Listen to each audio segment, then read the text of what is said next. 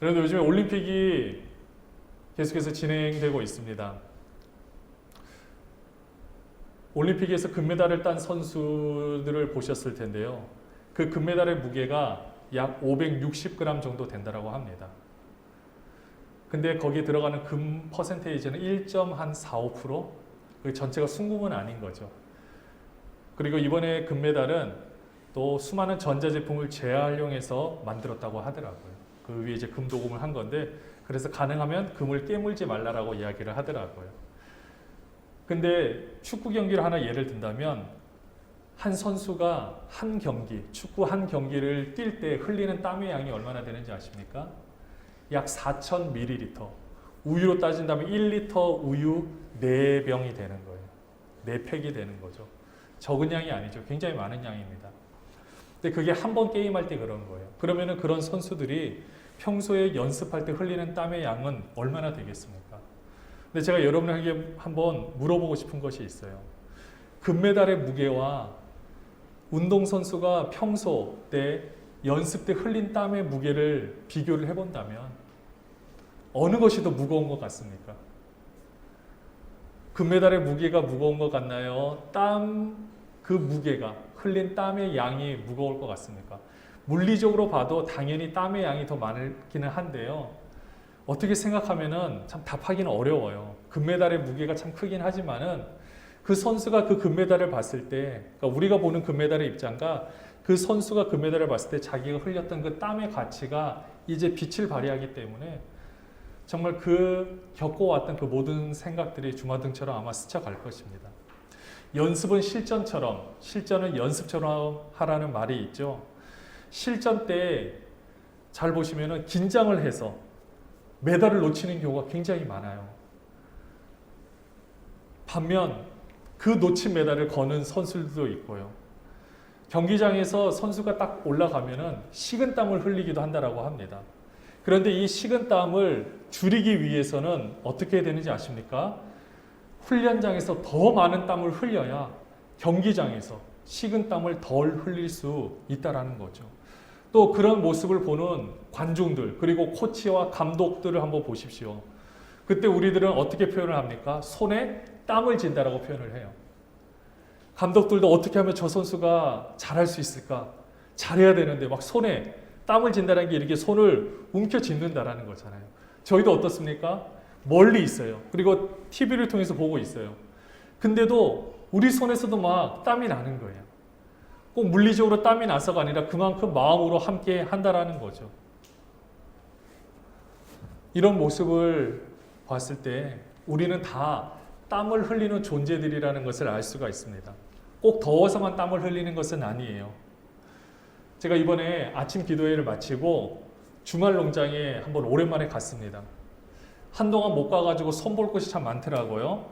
그래서 저희 입장에서 보면 잡초인데 그들에는 이제 잡초가 아니라고 하는 거죠. 그냥 풀이라고 해야 되는데 거기에 저희가 심어놓은 곳에 잡초처럼 자란 그 풀들을 제거하고 하나하나 손을 보는데 갑자기 얼굴에서 이제 땀이 막 흐르기 시작합니다. 그래도 나중에 막 주체할 수 없을 정도로 막 눈으로 들어가는데 제가 선크림을 바르고 와서 그런지 눈이 너무 따갑더라고요. 그 다음에는 막 땀이 흘러내리는데 이제까지는 몰랐는데 제가 이번에 깨달은 것은 그 땀이 땅에 계속해서 떨어지고 있는 모습을 보면서요. 이 땅의 열매들이 농부들의 땀을 받아들여서 열매를 맺겠구나라는 것을 깨닫게 됐습니다. 저는 거기서 잠깐 그 5평, 6평 안 되는 곳을 다듬는데도 땀을 뻘뻘 흘리는데 그 수많은 농부들은 그것을 경작하기 위해서 얼마나 많은 구슬땀을 흘리겠습니까? 하루 이틀도 아니고. 그러니까 우리가 먹는 음식, 과일, 쌀부터 해서 모든 열매들은 다 농부들의 그 땀과 정성이 들어가 있다라는 거죠. 갓 태어난 아기도 한번 보십시오. 여러분들 엄마 젖을 먹기 위해서 애를 쓰는 모습 본 적 있으십니까? 이마를 보면은요 땀이 송글송글 맺혀 있어요. 얼마나 쪽쪽 빨아야 되는지 누가 가르쳐 준 적이 없습니다. 근데 먹을 것을 얻기 위해서 땀을 흘려요. 하물며 우리는 어떻습니까? 우리는 열심히 일을 하기 위해서 땀 흘리고 계시잖아요. 여러분들도 다 그렇게 하고 계시죠? 근데 우리가 어느덧 우리 삶을 살아가다 보니 우리가 일을 하는 것이 이제는 농사를 짓는 것이 아니잖아요. 1차 산업시대처럼 내가 뭔가 얻기 위해서 땀 흘려서 그것을 얻어내는 것이 아닙니다. 밥을 먹기 위해서 쌀을 재배하지를 않아요. 지금은 내가 열심히 땀을 흘려서 얻은 것을 가지고 물물교환을 하고 필요한 것들을 사기도 하는데요. 근데 이런 시대를 거쳐오다 보니까 1차 때는 내가 필요한 것을 얻어가지고 모든 것들이 참 내 땀이 배어 있으니까 굉장히 소중했어요. 여러분들 한번 보십시오. 여러분들이 돈을 지불해서 산 물품과 내가 무엇을 산데 사은품으로 받은 것이 같은 것이라 할지라도 여러분들이 사은품 받은 것은 어떻습니까? 좀 대충 쓰잖아요. 조금 이렇게 뭔가 그렇게 심혈을 내 마음을 쏟지 않습니다. 근데 내가 정성스럽게 산 것도 아니고 내가 직접 만들었다고 생각해 보십시오. 얼마나 의미를 부여합니까? 그거는 버리기 아까운 거예요. 그만큼 내가 소중하게 여기고 싶은 거죠. 우리 마음이 들어가 있고 우리 땀이 들어가 있기 때문에 그래요. 근데 지금은 시대가 바뀌어지고 있어서 2차도 지났고요. 3차도 지났고 3차는 이제 서비스업이었는데 이 4차는요. 이제는 눈에 보이지 않는 가상의 공간에서 많은 것들이 이루어지고 그것들이 움직여지면서 발생되는 재화 또는 이 돈을 가지고 우리들의 삶을 살아가고 있는 것을 보게 됩니다. 좀 더 쉽게 표현하면요. 지금은 사람들이 땀을 흘려야 되는데 본인들이 땀 흘리기를 이제는 싫어하는 거예요. 점점 싫어합니다. 그래서 몇몇 사람들이 그 사이를 비집고 사람들이 이런 심리를 이용해서 플랫폼을 만들어요. 지금 우리 학부모들은요. 학교를 갈 때 문구용품을 이제 문방구에서 사지 않습니다. 여러분들 학교 앞에 문방구들이 옛날 같은 저희 시대만 하더라도 학교 앞에 문방구들이 여러 개 있었어요. 그 통학로마다 다 있었는데 지금은요. 학교 바로 앞에 하나 외에는요. 그마저도 없습니다. 왜냐? 엄마들이 다 아이들이 오면은요. 물품을 사야 되면 밤에 인터넷으로 구매하면 아침 새벽까지 딱 와요. 그러니까 더 이상 문방구에서 구매를 하지 않아요. 자, 이런 심리를 이용해서 아침마다 배송이 되어지죠. 내가 물건을 어디 식당 이제 가지 않아도 내가 어디서 포장해 오지 않아도 다 모든 것을 집 앞까지 다 배달을 해줍니다. 이제는 신선식품도요. 제가 보니까 이 마트를 가는 게 더 귀찮고요. 오히려 더 비싸고 물품을 정확하게 보기가 어려울 때도 있다라는 거예요. 그냥 시키는 것이 훨씬 더 나을 때가 있는 것을 보게 됩니다. 이게 뭘까요? 누군가 원래는 우리가 땀을 흘려야 되는데 가서 물건을 고르고 내가 그것을 가지고 오는 이 땀을 대신해서 누가 흘려주는 거죠. 그래서 그것을 가지고 하나의 플랫폼을 만들어서 수많은 사람들이 그 사람들도 자기가 흘리는 땀보다 더 많은 것을 얻어가고 있습니다. 문제는 뭐냐면요. 이것이 잘못됐다라는 것이 아니에요. 근데 이런 생활이 계속해서 지속되다 보면 내가 열심히 일한 것에 대해 땀을 흘리는 것이 무엇인지 모르게 된다라는 거죠. 근데 내가 열심히 일을 해도 보람이 없는 것 같고 열심히 해도 그만큼 내가 이것들이 나에 대한 보상인가 내가 노력한 것에 대한 보상인가 이런 생각을 하게 되면서 삶이 힘들어진다라는 겁니다. 그래서 요즘에 사람들이 이것을 잊지 않기 위해서 몸부림을 치고 있는 것이 있어요. 그게 뭔지 아십니까? 그 중에 하나가 바로 캠핑이에요. 더운 여름에 텐트 치면은요, 땀이 비 오듯이 흐릅니다. 아무리 쉽게 치는 텐트도 20분, 또 여러 가지 다 치면 1시간, 그 다음에 또 요즘에 캠린이라 그러는데 캠핑 초보, 캠핑 어린이, 이걸 줄여서 이렇게 말을 쓰는데요. 이런 사람들이 가서 캠핑을 치면은 본인도 지치고 옆에서 떼약볕에 가족들도 함께 지치는 것을 보게 됩니다. 그리고 씻기는 편합니까? 차라리 집에서는 편하게 에어컨도 있지만은 텐트 안 덥기도 하고요. 씻기도 불편하고 가면은 계속해서 밥을 해 먹어야 돼요. 얼마나 힘들겠습니까? 그리고 온 가족이 함께 잡니다. 그런데도 이 사람들이 왜 이렇게 캠핑에 열광하는지 아십니까? 내가 땀을 흘려서 일궈낸 보람이 바로 눈에 보이기 때문에 그래요.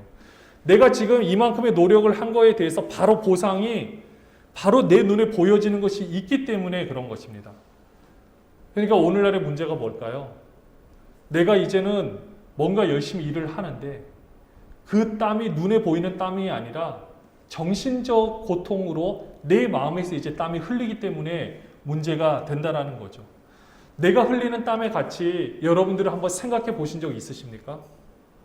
내가 지금 흘리는 열심히 일을 하기 위해서 몸부림치고 있는 이 가치를 여러분들은 한번 생각해 보신 적이 있으십니까? 아마 잘 없을 거예요. 그냥 먹고 살아야 되니까 일을 해야 된다. 이것 때문에 내가 흘리는 땀의 양이 얼만큼인지도 모릅니다. 그리고 그것이 내가 노력해서 되는 건지도 모르겠고 이제는 다 눈에 보이지 않으니 내가 이것을 내 것이라고 받아들일 수가 없는 거죠.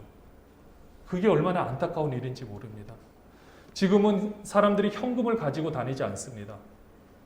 그러니까 현금을 받는다는 것에 대한 의미와 내가 현금을 얼마 가지고 있는 것에 대한 의미가 점점 퇴색되어지고 있어요.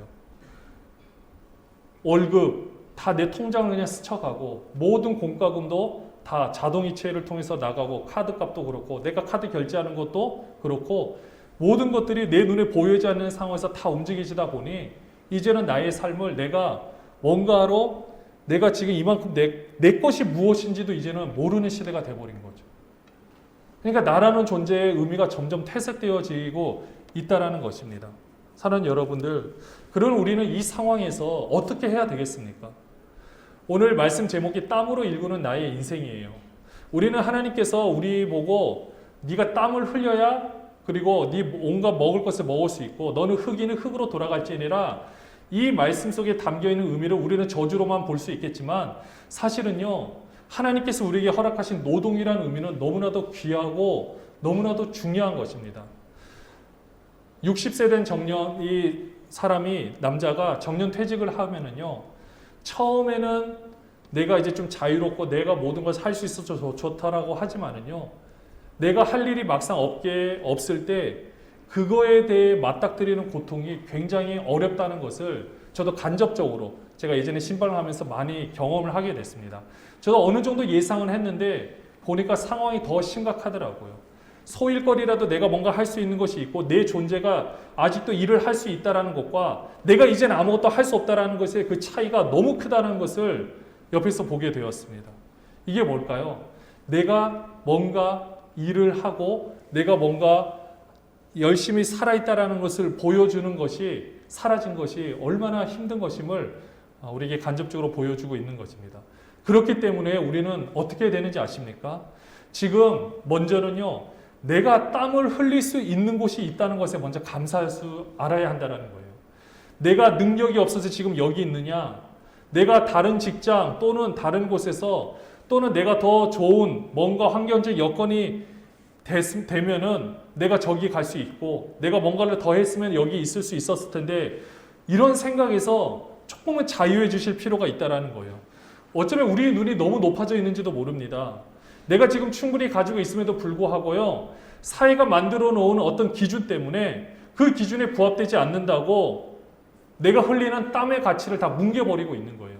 지금 내가 열심히 그 자리에서 뭔가 일을 할 수 있고 하나님께서 나에게 주신 능력을 통해서 내가 나의 삶을 일구어가는 것을 옆에서 사람들이 뭐라고 한다고 같이 우리가 휘몰아쳐 가버리면은 어떻게 되겠습니까? 이게 얼마나 비참한 삶인지 모른다는 겁니다. 힘든 것을 이야기할 수는 있어요.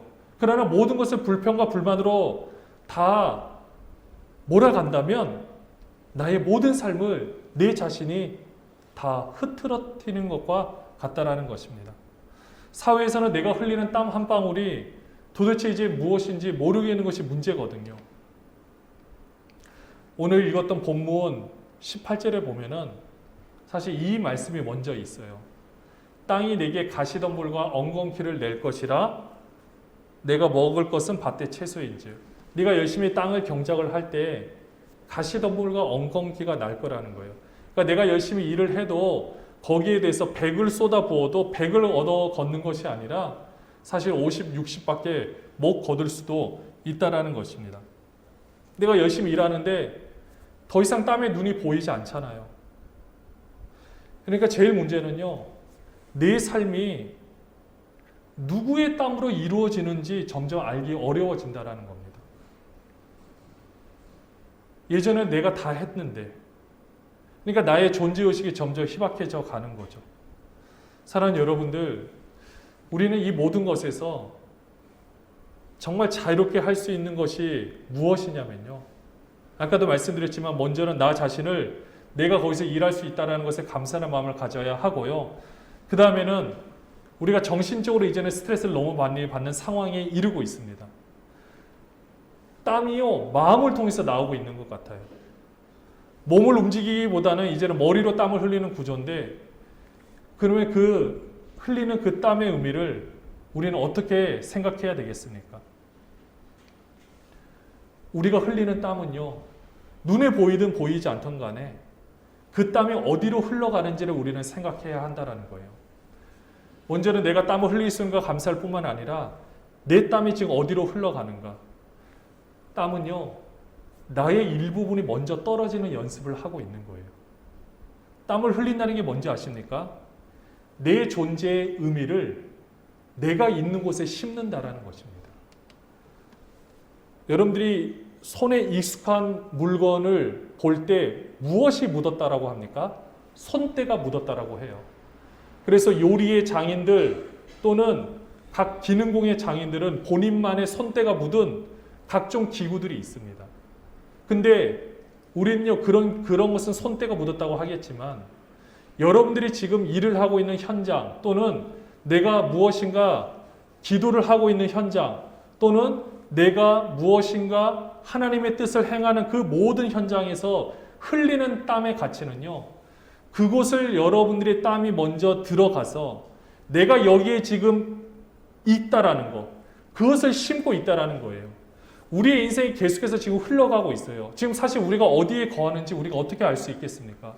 지금 너무나도 세상은 빨리 변하고 있는데, 나라는 존재, 여러분들이 지금 생각하는 존재는 나는 예전에는 이랬는데, 나 한때 잘 나갔는데 거기에 머물러 계실 겁니까? 아니면 지금에 머물러 계실 것입니까? 아니면 불확실한 미래에 여러분의 존재를 거시겠습니까? 다 떠나서요, 지금 중요한 거는 하나님께서 지금 심겨놓으신 이 공간, 내가 일하고 있는 직장 또는 내가 기도하는 그 현장 가운데 거기서 내가 열심히 나에게 맡겨진 일을 감당할 때 그 흘리는 땀방울의 가치를 한번 생각해 보시고요. 또 그 가치를 알게 되면 나란 존재를 알 수 있게 되는 것입니다. 또 나란 존재를 알 수 있게 되면 왜 하나님께서 나에게 여기에 심어 놓으셨는지, 왜 여기로 인도하셨는지를 알 수 있게 된다라는 거예요. 그러면 어떻습니까? 하나님을 알고 나를 알기 때문에 나에게 맡겨진 일이, 내가 땀을 흘리는 그곳이 나의 사명임을 깨닫게 되고 열심히 살아갈 수 있게 된다라는 거예요. 물론 이것이 제가 이렇게 말씀드리는 것이 참 말처럼 쉬운 일은 아닙니다. 왜냐, 우리가 일하는 것이 정말 너무나도 전쟁터 같고 너무나도 힘들기 때문에. 근데 어차피 우리가 감당해야 하는 일이라면 우리가 꼭 이것을 마음에 품고 나의 모든 존재의 의미를, 내 땀이 먼저 흘림으로 인해서 내가 거기에 심겨진다라는 것을 우리는 기억하셔야 됩니다. 그리고 또 기억해야 될 것이 있어요. 그것이 뭐냐면요, 우리도 언젠가는 우리가 흘리는 땀처럼 땅으로 돌아가게 될 것이라는 사실. 내가 흘리는 땀이 그곳에 가서 열매를 맺기도 하고 변화를 시키듯이 우리도 그곳에 심겨져서 나라는 존재가 없다 할지라도 내가 심어놨던 그 나의 선한 영향력이 이제 그 사람들한테 미쳐지고 많은 사람들을 새롭게 변화시킬 수 있다라는 것입니다. 운동선수가 흘린 땀은요, 떨어지면서 금메달을 만들어내고요. 직장인들이 흘린 땀이 땅으로 떨어지면서 돈을 만들어내고, 농부들이 흘린 땀이 땅으로 떨어지면서 열매를 만들어냅니다. 그럼 우리는 어떻게 되는지 아십니까? 우리는요, 우리 모든 상황 가운데서 여러분들이 최선을 다해서 우리의 것을 심을 필요가 있는 거예요. 내가 거기서 하나님의 마음을 품고 하나님 뜻대로 기도하면 여러분들은 그곳에 하나님을 심는 것이 됩니다. 내가 하지만 하나님이 하는 것이 무엇인지 아십니까? 누가복음 22장 44절 말씀에 보면은 이렇게 예수님께서 기도하신 장면이 나와요. 우리 같이 한번 읽어볼게요. 시작. 예수께서 힘쓰고 애써 더욱 간절히 기도하시니 땀이 땅에 떨어지는 핏방울 같이 되더라. 여러분들 이 구절이 얼마나 멋있는 구절입니까? 여러분들 이 구절을 누가는 직접 보지 못했어요. 그리고 어떤 제자들도 보지 못했습니다. 예수님이 말씀해 주셨기 때문에 알았어요. 이렇게 기도하시는 이런 모든 모습들 한번 생각해 보십시오. 이 세상 만물을 창조하신 하나님께서 자신이 심혈을 기울여 만들어 오는 그 피조물들이 있는 모든 공간에 자신의 땀을 흘려서, 그것도 땀방울이 핏방울처럼 되는 누가는 의학적 지식을 가지고 있었기 때문에 사람의 몸이 극도의 긴장감과 정말 심혈을 기울였을 때 정말로 그 안에서, 혈관에서 피가 땀과 섞여서 나오는 현상, 이렇게 기도하시는 이 모습을 한번 생각해 보셨습니까? 하나님께서는요, 이 땅에 이 십자가에서 이 모든 사역을 완성하실 때 이미 이 기도부터 하나님의 마음은 그 땅 가운데 다 심겨진 거예요.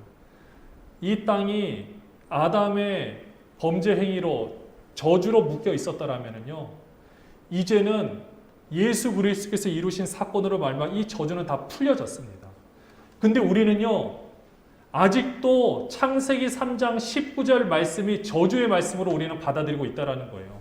내가 일을 하는 게 아담이 잘못했으니까 나도 이렇게 일을 하고 나도 이렇게 그냥 매번 이렇게 살아야 되는구나, 그 고정관념에 빠져서 헤어나오지 못하고 있다라는 것입니다. 그러다 보니 우리가 직장에서 내가 열심히 지금 일을 할 수 있다라는 것이, 여기에 대해서 감사하는 마음이 점점 사라져가고 있는 거예요. 그냥 그것은 고통이고, 물론 그것이 즐겁다라고 말할 수는 없어요. 그러나 내가 그것에서 무엇인가를 할 수 있다는 것이 얼마나 감사하고, 내가 지금 이렇게 일을 해서 이 대가를 받을 수 있다는 게 얼마나 감사한 일인지 아십니까? 누군가는 그것을 하고 싶어도요, 못하는 사람들이 있고요. 누군가는 그 일을 하고 싶어도 못하는 사람들이 있다는 거예요. 근데 우리는 그것은 다 생각하지 않고 이 창세기 3장 19절에서 하시는 이 말씀이, 이것 때문에 우리는 계속해서 우리의 삶을 올가매고 있는데 이제는 그렇게 하지 말라라는 것입니다. 예수님께서 다 이루셨어요. 하나님께서 우리의 모든 제약된 모든 것들을 다 깨부시고 원상태로 리셋시키시고 복의 복으로 함께하여 주셨다라는 것입니다. 그런데 우리는 이제 어떻게 해야 되겠습니까? 이제는 우리는요, 나아가야 될 방향은 딱 하나예요. 우리 맡겨진 일도 잘 감당하시는 것도 이제는 중요해요. 그건 제가 서두에서 다 말씀드렸어요. 근데 우리가 앞으로 할 수 있는 게 뭐냐? 우리가 예수 믿는 사람들이잖아요. 우리가 기독교인들이잖아요. 우리의 삶과 연관되어 있는 모든 곳에 여러분들의 하나님의 마음을 심을 준비가 되어 계십니까? 기도는 나의 마음을 심는 거거든요.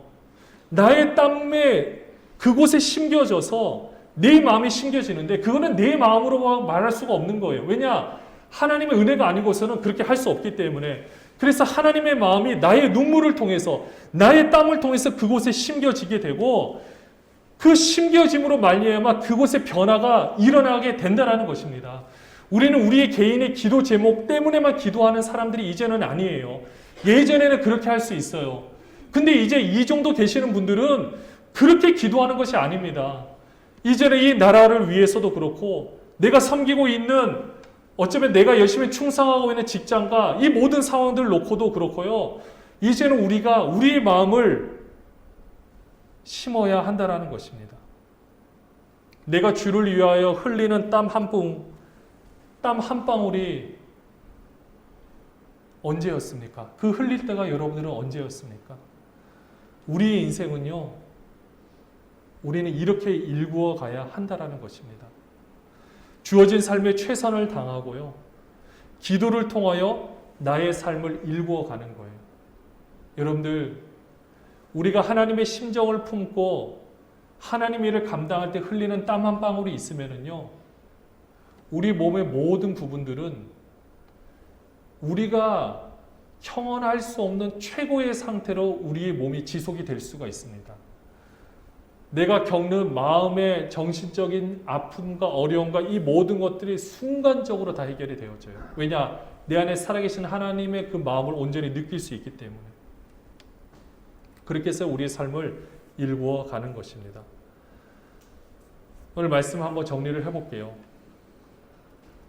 운동선수 정말 열심히 땀을 흘리잖아요. 근데 그 땀 방울이 모였기 때문에 열매를 맺을 수 있는 것처럼 우리도 지금은 열심히 일을 합니다. 근데 눈에 보여지는 땀을 흘리지는 않아요. 그래서 내 가치와 땀의 가치를 우리는 놓쳐버릴 때가 있는데 그렇게 되면 우리 삶을 바라볼 때 너무 힘든 거예요.